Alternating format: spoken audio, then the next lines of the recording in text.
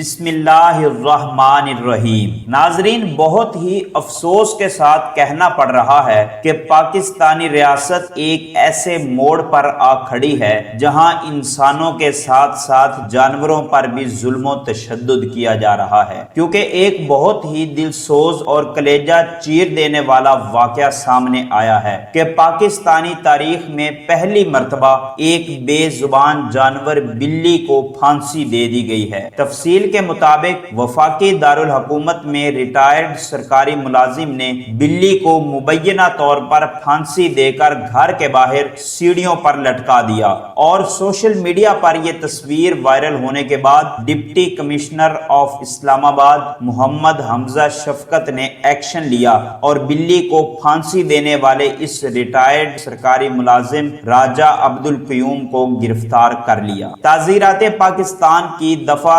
429 animal act کے تحت ملزم کے خلاف مقدمہ درج کر لیا۔ ناظرین، ایسے ظالم انسان کے بارے میں آپ کی کیا رائے ہے؟ کمنٹس باکس میں ضرور بتائیے گا۔ مزید اپ ڈیٹ کے لیے اس چینل کو سبسکرائب کر کے بیل آئیکن کو ضرور پریس کر لیں تاکہ ہم آپ کو ہر خبر سے بر وقت آگاہ کرتے رہیں۔